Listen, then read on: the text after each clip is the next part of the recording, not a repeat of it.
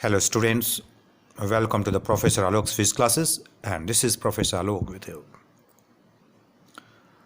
Today we'll start the units and dimension, the very first chapter for the physics.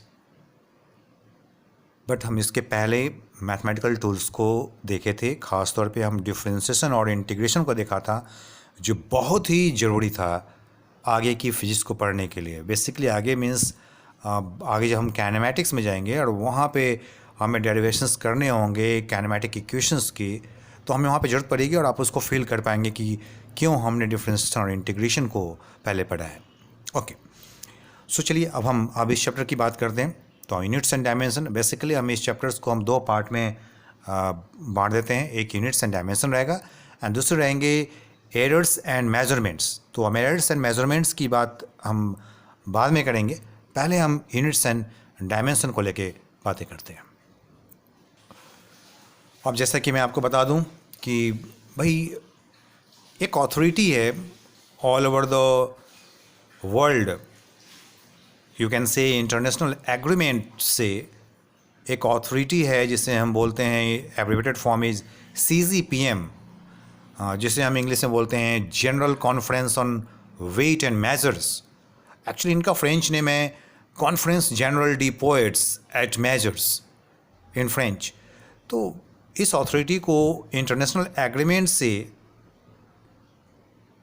एक right दिया गया है कि भाई, एक हक दिया गया, एक राइट दिया गया कि भाई आप पे कोई भी चेंजेस करोगे बाय कॉलिंग सम मीटिंग, एक इंटरनेशनल मीटिंग आप कॉल करेंगे और वहाँ पे कुछ डिसाइड होगा कि क्या करना है, यूनिट्स कैसे रखना है, कैसे for the common platform, for the welfare of the whole world, for the whole universe, हम इसकी वेलफेयर के लिए हम कैसे यूनिट्स को चेंजेस कर सकते हैं. क्योंकि पता है कि पहले बहुत सारे यूनिट्स हुआ करते थे भाई, like CGS system, FPS system, MKS system, बहुत सारे यूनिट्स हुआ करते थे.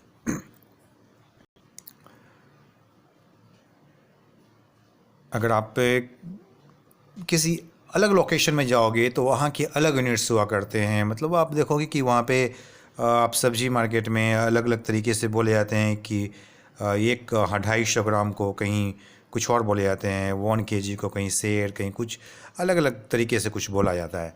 तो भाई यहाँ भी डिफरेंट कंट्री में अलग अलग तरीके से बहुत सारे यूनिट्स है, लाइक जैसे CGS सिस्टम जिसमें सेंटीमीटर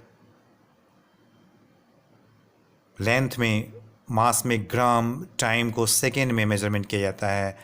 तो इस तरीके से बहुत सारे सिस्टम हैं. अभी हम वहाँ पे आएंगे, एक एक करके हम इस पे आते हैं.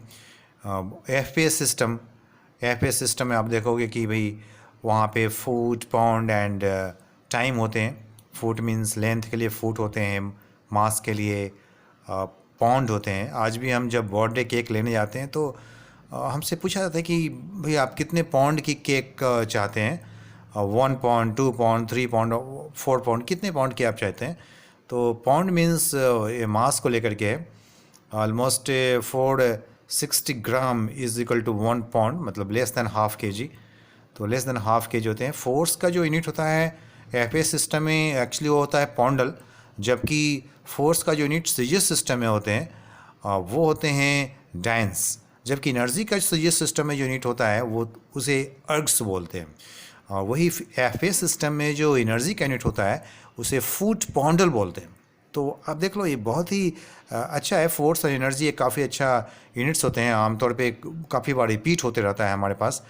तो फोर्स के लिए पाउंडल, एनर्जी के लिए फुट पाउंडल, वही CGS सिस्टम में फोर्स के लिए डायंस, एनर्जी के लिए अर्ग्स. जबकि वही जो हमारे SI सिस्टम है जो अभी चल रहा है आफ्टर 1971 ये चल रहे हैं, तो वहाँ पे जो फोर्स के लिए न्यूटन चलते हैं, एनर्जी के लिए जूल होता है. तो हमें इन सब यूनिट्स को थोड़ा जानना है, समझना है. Okay,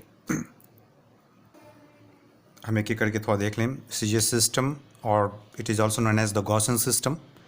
C for centimeter, G for gram, S for second. Unit of force in CGS system is Dienz. Unit of energy in CGS system is ergs.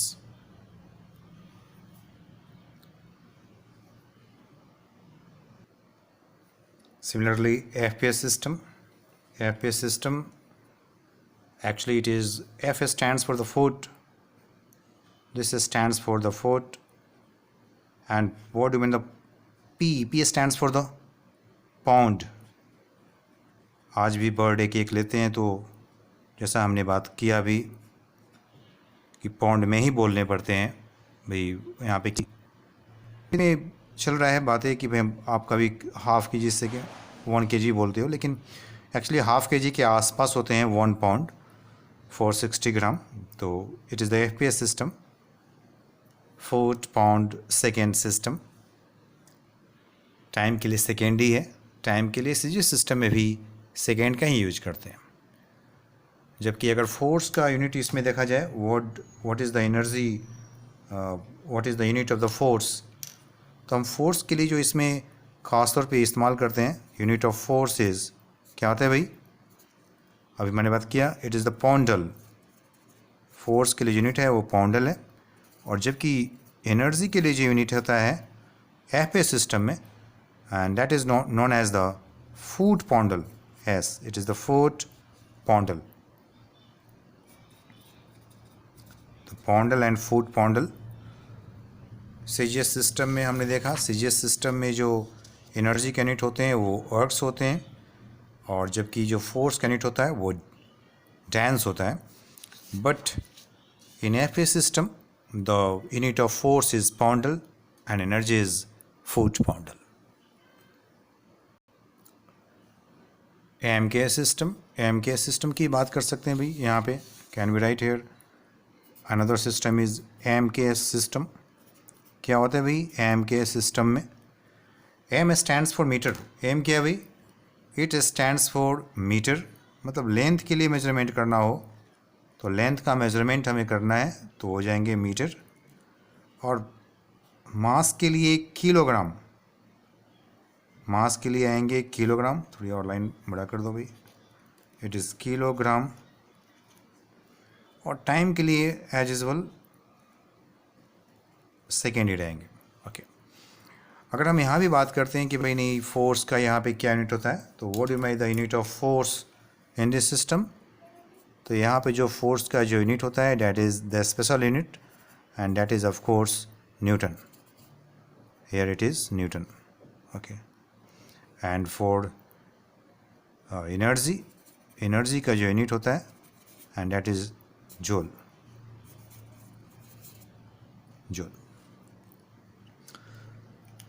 So it's newton, small n should be there no. कभी भी भाई आगे हम देखेंगे कुछ और rules पढ़ते हैं कि भाई कैपिटल लेटर से इस्तेमाल करना चाहिए स्मॉल लेटर से, तो हमें मालूम चलेगा कि नहीं जब भी किसी भी साइंटिस्ट के नेम पे अगर कोई यूनिट है तो हम हमेशा उसे स्मॉल लेटर के साथ ही शुरुआत करते हैं, ना कि कैपिटल लेटर के साथ। आप जितने भी यूनिट्स देखोगे, चाहे जूल हो, किलोग्राम हो, जो भी चाहे साइंटिस्ट के नेम पे हो या नहीं हो, जैसे kilogram is the not named after the scientist, but there are some units जो कि साइंटिस्ट के नेम पे एक्चुअली उनकी जो उपलब्धि होती है उसको देखते हुए, उनके अचीवमेंट्स को देखते हुए, उनको ऑनर करने के लिए हम उनके नाम को यूज करते हैं by international agreement by CGPM। तो फिर वहाँ पे डिसाइड किया गया CGPM में कि नहीं भाई जब हमें किसी भी यूनिट्स का पूरा नाम लिखना हो, कंप्लीट नेम लिखना हो, फुल नेम लिखना हो, तो always starts with the small letters, चाहे वो किसी साइंटिस्ट के नेम पे हो या किसी साइंटिस्ट के नेम पे नहीं हो, मतलब किसी भी के नाम पे नहीं हो, तब भी हम उसे हमेशा स्मॉल लेटर से ही शुरुआत करना है। जबकि अगर कोई सिंबॉलिक रिप्रेजेंटेशन करना होता है, लाइक हमें जूल को देखना होता है, what is the symbolic representation for the joule, तो it is capital J, not the small j। Similarly Newton के लिए जो सिंबॉलिक रिप्रेजेंटेशन होता है वो होते हैं capital N, not the small n।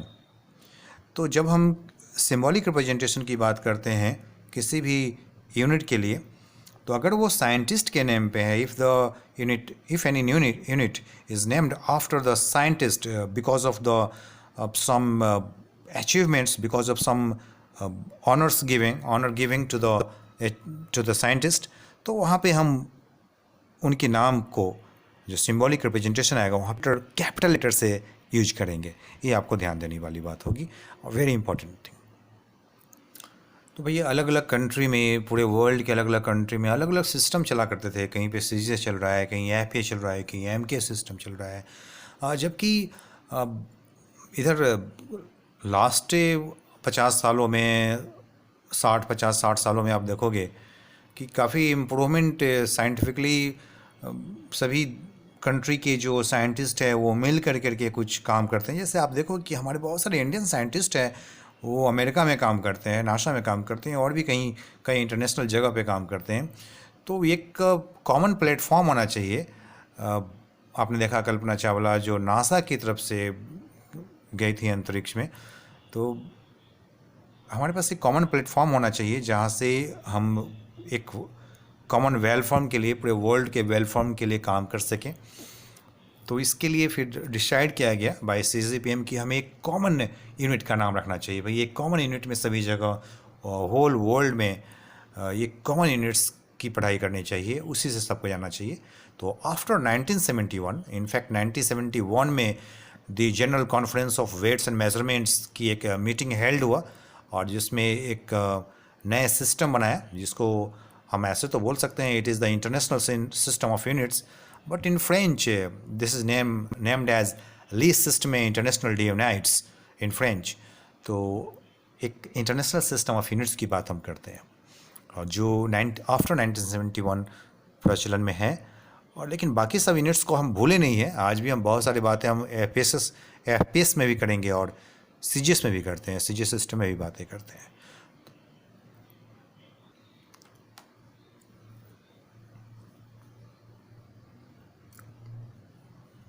The CGPM held in 1971 decided a new system of units, which is known as Les Systèmes International des Unités in French,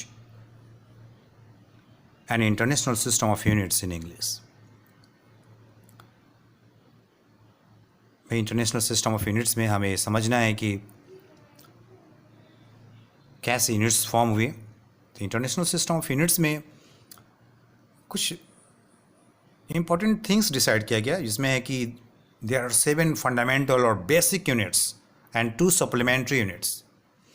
ये fundamental units क्या है, ये supplementary units क्या है, हम इसे समझेंगे। Fundamental units means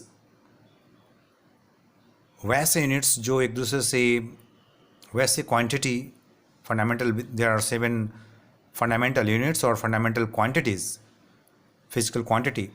fundamental physical quantity का मतलब होता है कि those quantity which are independent to each other.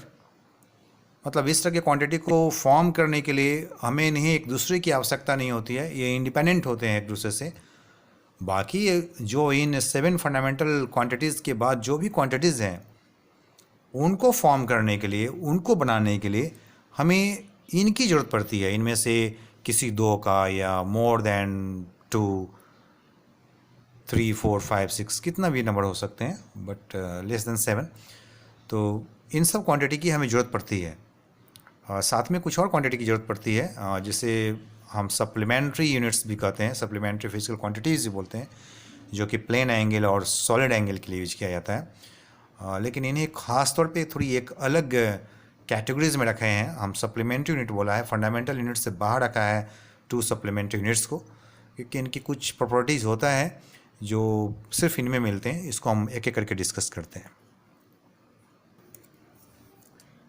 There are 7 base और बेसिक और fundamental physical quantity and their units,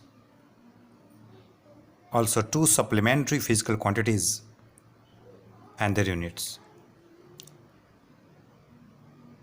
हम एक एक करके सबको समझेंगे। वो 2 सप्लीमेंट्री फिजिकल क्वांटिटी कौन है, क्या क्या है, और वो 7 फंडामेंटल फिजिकल क्वांटिटी कौन कौन है और क्या क्या है। हम टेबुलर फॉर्म में 7 फंडामेंटल फिजिकल क्वांटिटी को अभी देखेंगे। कुछ क्वांटिटीज़ हैं length, mass, time, thermodynamic temperature, electric current, luminous intensity, and amount of substance or quantity of substance. तो दीज आर द 7 फंडामेंटल और बेसिक फिजिकल क्वांटिटीज़। हम इससे पहले टेबुलर फॉर्म में फॉर्म कर लेते हैं, फिर हम इसकी यूनिट्स को और इसकी सिंबल को, इसकी डायमेंशनल सिंबल्स को देखेंगे। फिर हम समझेंगे 2 सप्लीमेंट्री फिजिकल क्वांटिटी को, जो कि नंबर 1 प्लेन एंगल है एंड नंबर 2 सॉलिड एंगल है। हमें अच्छे तरीके से समझना होगा प्लेन एंगल और सॉलिड एंगल को एक एक करके। हमने टेबुलर फॉर्म में फॉर्म कर लिया इसे 1 2 3 4 5 6 7। Now the name of the physical quantity, एक एक करके इनकी सबकी जो क्वांटिटीज़ है उसे देखते हैं क्या क्या वही क्वांटिटीज़ हैं। 1 इज़ लेंथ,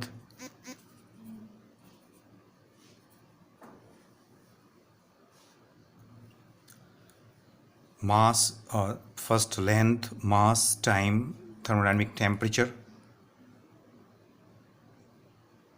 इन सब का डिस्कशन हम क्लास 11th में करते हैं और आगे जो कुछ 12th क्लास में आप देखोगे, जो आपने 10th क्लास में भी देखा होगा, like number 5 electric current,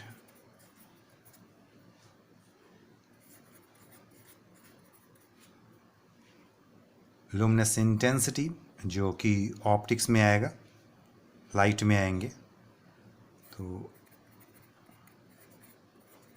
luminous intensity. और फिर जो आपने कुछ केमिस्ट्री में भी देखा है जिसे हम अमाउंट ऑफ सब्सटेंस बोलते हैं, अमाउंट ऑफ सब्सटेंस, भाई small particles, very tiny small particles, जिसका जो यूनिट होता है वो मोल होते हैं इनफैक्ट, तो हम उसको देखेंगे। तो length, mass, time, thermodynamic temperature, electric current, luminous intensity, amount of substance, these are the 7 fundamental physical quantities. These are independent physical quantity। भाई मास को फॉर्म करने के लिए हमें किसी और फिजिकल क्वांटिटी की आवश्यकता नहीं है, नहीं इनमें से किसी भी क्वांटिटी को फॉर्म करने के लिए किसी की ज़रूरत है। These are the independent physical quantity।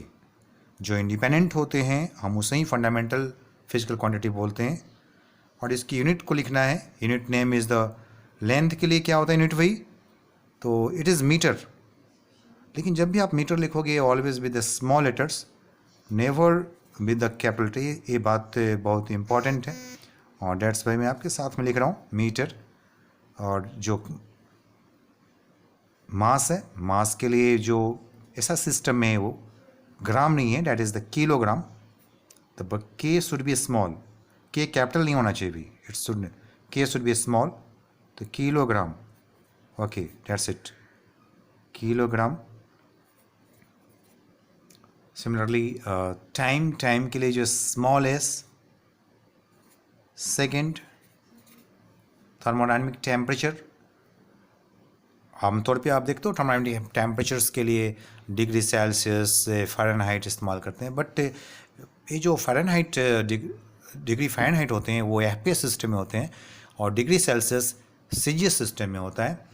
और थर्मोडायनेमिक टेम्परेचर का जो ऐसा सिस्टम होते हैं वो केल्विन होता है, तो we should write the kelvin, but ये जो के है ना, के मस्ट बी स्मॉल।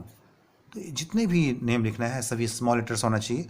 नेक्स्ट जो इलेक्ट्रिक करंट होता है, इलेक्ट्रिक करंट के लिए एम्पेयर, एम्पेयर का यूज़ करते हैं, electric current ampere. And luminous intensity, it is the candela. Luminous intensity light से रिलेटेड है भाई, कैंडल, कैंडल यहीं से निकल के आया है, candle, the candela. And amount of substance, it is मोल।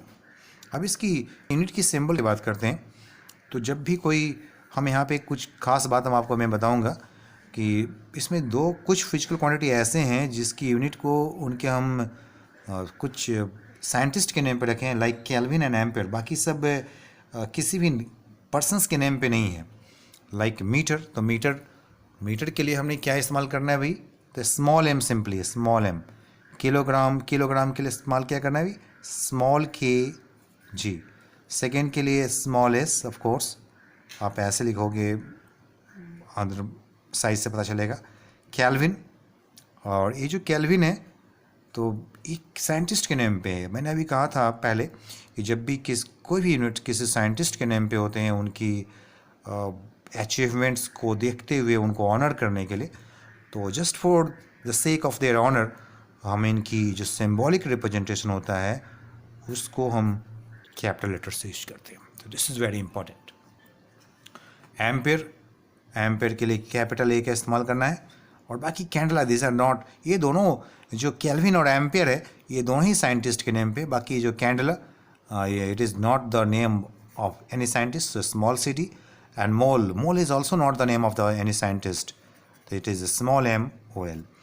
तो आप ध्यान रखोगे कि जब भी किसी साइंटिस्ट के नाम पे कोई यूनिट होगा तो सिर्फ और सिर्फ उसकी सिंबॉलिक रिप्रेजेंटेशन को, उसके यूनिट सिंबल को हम कैपिटल लेटर से यूज करेंगे। बाकी अगर पूरा नाम लिखना हो तो always with the small letters, हमेशा। उसके बाद हम बात करते हैं डायमेंशनल सिंबल का। हम डायमेंशन के बारे में आगे आपको बताऊंगा, डायमेंशन क्या होता है, डायमेंशन के बारे। तो इनकी डायमेंशनल सिंबल मतलब इसकी फिजिकल क्वांटिटी को रिप्रेजेंट करना हो, तो इनकी जैसे लेंथ को बताना हो, तो अब लेंथ पूरा मैंने लिखने में कितनी प्रॉब्लम होगी, लेंथ LENGTH पूरा लिखना नहीं भाई। आप अगर लेंथ को बताना चाहेंगे तो you can also right the capital L।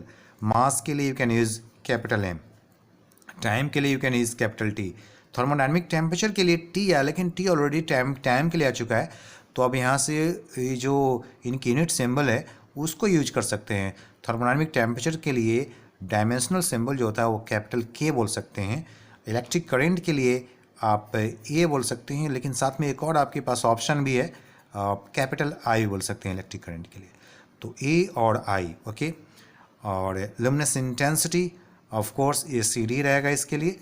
And मोल के लिए मोल ही रहेगा, MOL। जब पूरा नाम लिखना होता है मोल के लिए तो MOL ही करना पड़ता है, लेकिन इनकी जो सिंबल होते हैं वो सिंपली MOL होता है। So these are the 7 fundamental और बेसिक फिजिकल क्वांटिटीज जिनको फॉर्म करने के लिए हमें किसी और फिजिकल क्वांटिटी की रिक्वायरमेंट नहीं होती है। यही है फंडामेंटल फिजिकल क्वांटिटी। बाकी दुनिया में जितने भी फिजिकल क्वांटिटी है उनको फॉर्म करने के लिए इन्हीं 7 फंडामेंटल फिजिकल क्वांटिटी को यूज़ करते हैं। लाइक आप कोई भी फिजिकल क्वांटिटी बता दो, लाइक फोर्स, इसमें फोर्स नहीं है ना, बिल्कुल फोर्स नहीं। फोर्स, मोमेंटम, एनर्जी, कुछ भी फॉर्म करना हो तो आपको इन्हीं में से यूज करने पड़ेंगे। You have to mix 2 or more than 2 fundamental physical quantity to form any other physical quantity. That physical quantity is known as derived physical quantities. What is this?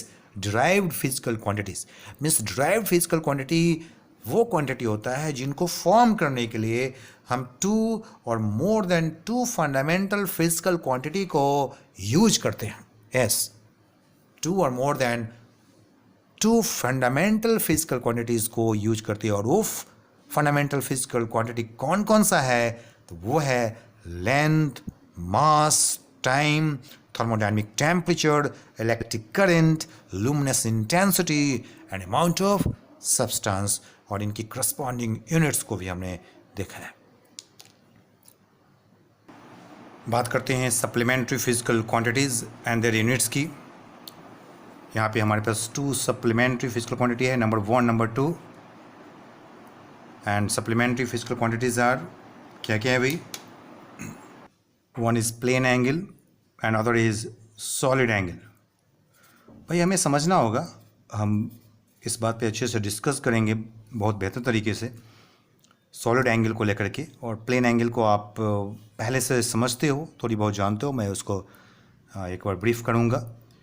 लेकिन पहले हम इसकी यूनिट्स की बात कर लें। तो प्लेन एंगल का यूनिट्स होते हैं, वो होता है radian.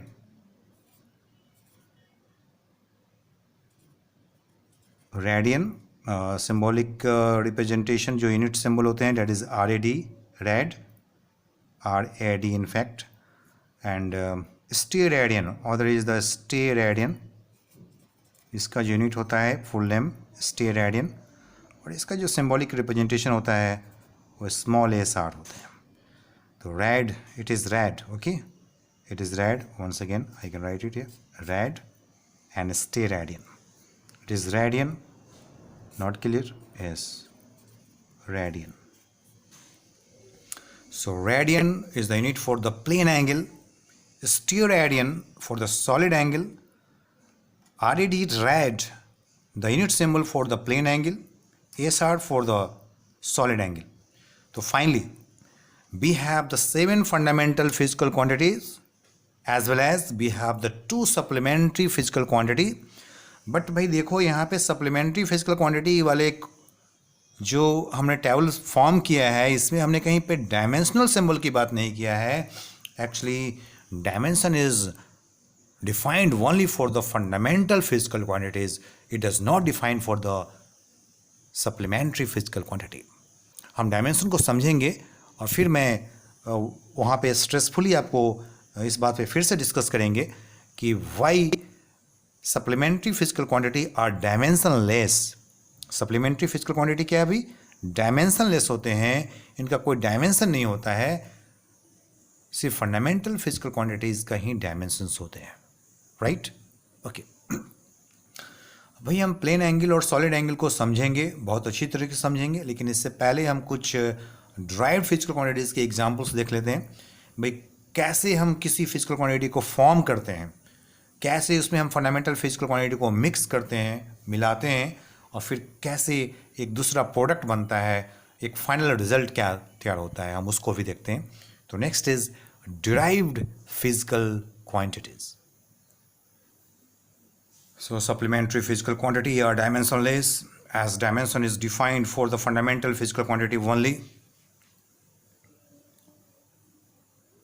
The derived physical quantities, the quantities which are derived from the fundamental quantities are known as derived quantities. जो fundamental quantities से बनते हैं हम उसे ही derived physical quantity बोलते हैं. We have large number of examples, बहुत सारे examples है भाई इसके. By simplest examples you can say like area as area, you can also say volume as, of course, volume. In fact, velocity as velocity, force as force, momentum, energy.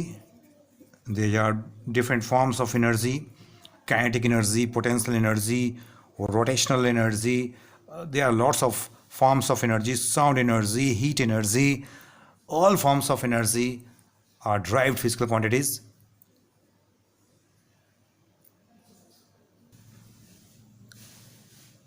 Etc. बहुत कुछ होते हैं भाई. चलिए पहले हम थोड़ी समझ लें व्हाट अबाउट दिस एरिया.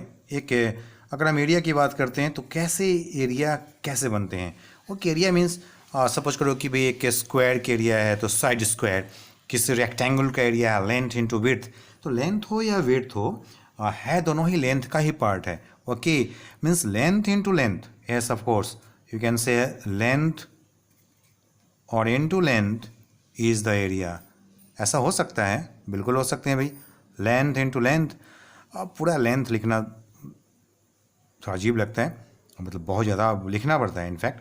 तो लेंथ स्टैंड्स फॉर, हमने भाई देखा था यहाँ पे एक सिंबॉलिक रिप्रेजेंटेशन देखा था डायमेंशन का, जो था कि यहाँ पे देख लें, देयर इज एस. लेंथ का जो डायमेंशनल सिंबल होता है वो होते हैं capital L. This is capital A. Means length को पूरा फॉर्म लिखना नहीं, पूरा फुल फॉर्म नहीं लिखना पड़ेगा. आप कैपिटल एल से आप बोल सकते हैं. मास लिखना हो तो कैपिटल एम बोल सकते हैं, टाइम लिखना हो तो टी लिख सकते हैं. तो हम इसको डायमेंशनल सिंबॉलिक रिप्रेजेंटेशन के फॉर्म में भी इंडिकेट कर सकते हैं. Length into length, okay, length square. Actually it is the dimension, the power is the dimension. Dimension means the power is to the fundamental physical quantities. Power is to the fundamental physical quantities called dimension. तो भाई dimension हम उसी का define करते हैं जो कि fundamental physical quantity पे जो पावर होते हैं, not on the supplementary physical quantities. Okay, so चलो भाई हम यहाँ से एक डायमेंशन की भी बात कर सकते हैं. We can define the dimension. Dimension means, so what about the dimension? So dimension means the dimension of a physical quantity are the power raised to the fundamental physical quantities which are used to express this quantity. So dimension की बात हम तभी करते हैं जब हम derived physical quantity की बात करते हैं।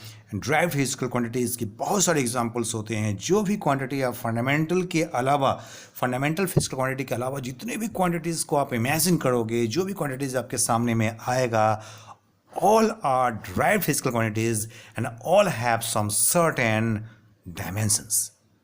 So जैसा हम बोल सकते हैं, what is the dimension of the area? Means dimension of the area means actually we want to know about कि एरिया को फॉर्म करने में कौन सी फिजिकल क्वांटिटी को यूज की है, कौन सी फंडामेंटल फिजिकल क्वांटिटी को यूज किया गया है। तो हम कहते हैं कि ओके, इसको फॉर्म करने में हमने लेंथ को यूज किया है। लेंथ के कितने पावर है इसमें, तो लेंथ के 2 पावर है यहाँ पे। So L2 actually we can say the dimension of area is 2 in length. What is the dimension of area? 2 means what is the power of length? 2. So 2 in length. What is the dimension of area?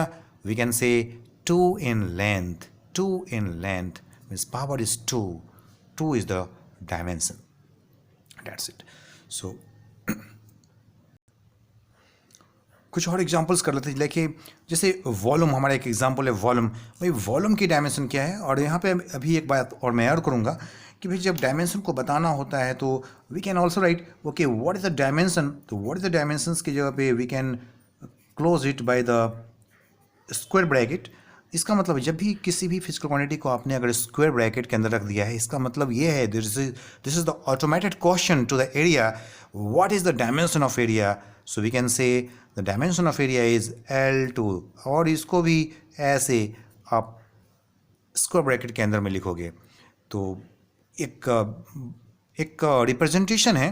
The square bracket is specially used here for the representation of the dimensions कि भाई क्या dimension है इसका, कौन कौन सी quantity से मिलके बना है। अभी और एग्जांपल्स करते हैं नेक्स्ट पेज में कि भाई लाइक वॉल्यूम का डायमेंशन क्या है। What is the dimension of volume? What is the dimension of volume means volume किन किन चीज़ों से मिलके बना है भाई। तो we can say okay volume को बनाने में, वॉल्यूम को फॉर्म करने में किसका यूज करते हैं?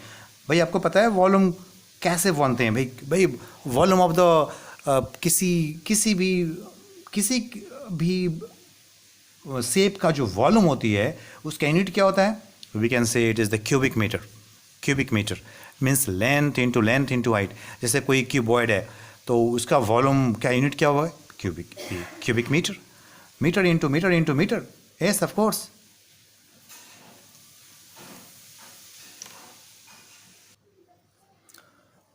So we can say volume is equal to length into again length into again length. Okay, length 3 times length होता है ना भाई? Length into width into height. It can be volume. So what about this LQ? Yes. What is the dimension of? अगर हमारे पास बात ये हो dimension volume करना हो, वॉल्यूम की हो, देन वी कैन से हम इसको स्क्वायर ब्रैकेट के अंदर बंद कर देंगे। What is the dimension volume? तो okay we can say the 3 in length is the dimension of volume. 3 in length is the dimension of volume. हम आगे और भी डिस्कस करेंगे। हम डायमेंशन की बातें अभी और करेंगे। अभी बहुत सारे फिजिकल क्वांटिटी की हम डायमेंशंस की बात करेंगे। तो आज के लिए मैं इस लेक्चर में इतना ही रखता हूँ और नेक्स्ट लेक्चर में जो मैं आपको कल दूंगा, नेक्स्ट लेक्चर में उसमें हम खास तौर पे कुछ अधिक से अधिक डायमेंशंस की बात करेंगे। ठीक है, तो आज के लिए इतना ही। पहले आप इसको एक अच्छे से रिवाइज कर लें, एक अच्छे से नोट्स बनाएंगे। कोई डाउट्स हो तो आप मुझको कॉल करें, मेरे व्हाट्सएप पे कॉल करें या डायरेक्टली कॉल कर लें मेरे नंबर पे। हम वहाँ पे आपकी डाउट्स को, जो भी डाउट्स होगी आपको, मैं उसको क्लियर करूँगा। Okay, tell goodbye, see you.